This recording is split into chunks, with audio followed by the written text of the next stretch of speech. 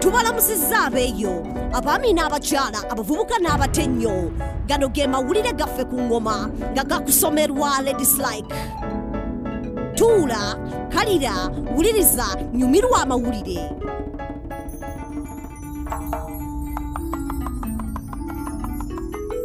Ekitongole kya African Union kiteeseteese okutongoza passport okugonza mu by'entambula ewamu n'okusobozesa ebyamaguzi okutambuzibwa mu bwangu ku ssemazinga Afirika yonna. Era kikolebbwa n'okutebaganya bannansi ba Afrika ewamu n'okutumbula ebyenfuna.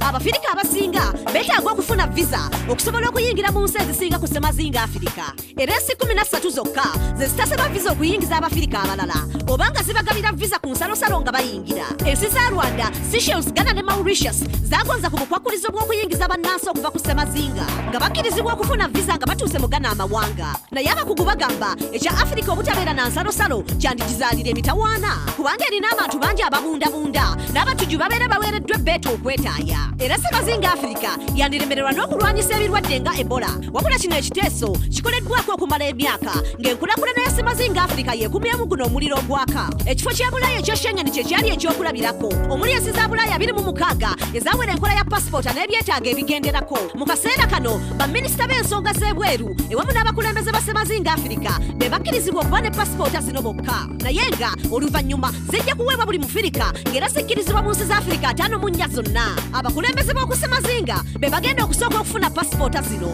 nga bagenze mu lukuŋŋaana lw'amawanga ga ssemazinga Afirika mu Rwanda mu Julayi w'omwaka guno. Apo ekoleddwa okumanyisa evvanjiri ewamu ne weewo okusanga yeekaalo. Omusasi waffe Oki Forever kagatuwe.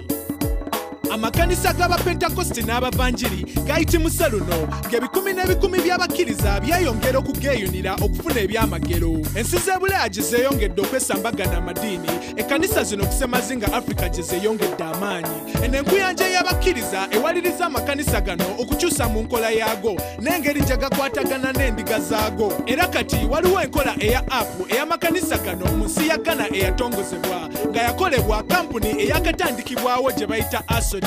Apu eno esobozesa abakkiriza okufuna obujulizi n'entegeka ez'ekkanisa we zitambula nga kwogasse okuwa obujulizi awamu n'okutabagana. Abakkiriza basobola okukozesa apu eno okuwaayo ekimu eky'ekkumi okufuna emikisa nga ssente zino zigenda butereevu mu bbanka ku akawunti y'ekkanisa. Asodiba kitegeeza memba w'ekkanisa mu lulimi lwa Ghana olwa Twi. Enkola eno esinze kwetanirwa abakristaayo ab'enzikiriza ey'obwa charismatic. Naye wabaddewo obweraliikirivu nti eno apu bapasita bafere bayinza ogyeyambisa okusobola okunyaga ssente ku bakkiriza nga si kizibu mu nsi eno erimu ebiwayi by'abakristaayo 7 birambirira. Abamu bagamba apu eno ereetedde abantu abamu okusazaamu okusabira mu makanisa, naye nga abakakikola bagamba nti eriwo okuyamba abakkiriza okufuna entegeka z'amakanisa gaabwe ku ssimu nga bali ewaka waabwe oba nga bali ku mulimu. Nsigadde nze Oki Forever nga mbaweereza ku Newsbeat.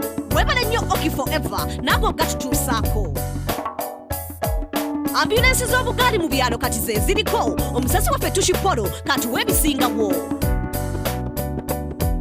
Mu kibuga tujjuzza obulwaliro mu buli nsonda naye nga mu kyalo luba lugenda okutuuka ku ddwaliro. Abatuuze batambulira ddala eŋŋendo okutaasa bamaama ab'embuto ku zino enguudo embi nga kw'otadde n'emigugu. Oluusi baba basituliddwa ku stretch enkolerere nga webatyo we bayita mu buwonvu obugga n'ebibira. Mu 2015 walabikako oluyiiya.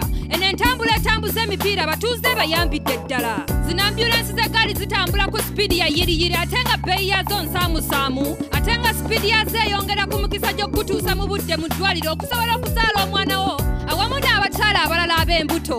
Zino ambulensi z'eggaali zisiimiddwa nga kw'otadde boodabooda era twebaza omwami Chris Ateka mu disitulikiti eziwera 23 ebizibu mu kuzaala bikendeddeko. Nga twekutte eno entambula bamaama bangi mu byalo baakutaasibwa.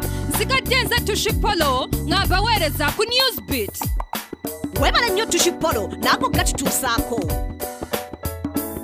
Obutabanguko obubaddewo mu mambuka ga ssemazinga Afirika mu nsi yali emu Ethiopia ne Eritrea. Okusika omugwa wakati w'ensi zombiriri kubadde kwerabiddwa naye kigambibwa nti Ethiopia yeetegese okulwana. Bano boolesa ttanka ewamu n'ebyokulwanyisa ku nsalosalo bakyongeddemu amaanyi si byakusaaga Eritrea weegamba. Abamu ku batuula ku paalamenti ya Ethiopia Ethiopia be bavuddeko kalumanywera mbwera bayingirira ebyobufuzi mu Eritrea nga bayambiddwako ensi ya Amerika egambibwa okuyingira mu nsonga z'Abafirika okusobola okutuukiriza emiramwa gyayo. Ebyokulwanyisa ebikozesebwa mu Ethiopia byabaweebwa ensi ya Amerika nga bagamba nti byali byakulwanyisa butujju buli n'eggwanga naye nga bikozesebwa ku nsalosalo we twogerera. Abamu bagamba Eritrea tebanga eri mu kubikirira ensonga zeevunaanibwa mu kulinnyirira eddembe ly'abantu abasoba mu 4. Bano bayitiddwa kkooti y'ensi yonna nga bavunaanibwa ba UN of widespread and systematic human rights abuse. Ebya bano bikyagenda mu maaso nga tusuubira zino si nsonga za kwekwasakwasa. Ago ge gabadde amawulire gaffe ku ngoma n'olulala tuula owuliriza amawulire amalala agookya nsigadde nze ne dislike. Gano ge mawulire ku ngoma, wulira amawulire, tuula kalira wuliriza goberera okuva ku studio paka ku street ge mawulire. Goberera engoma, goberera engoma, goberera engoma. Goberera engoma. Goberera engoma, goberera engoma, goberera engoma. Goberera engoma.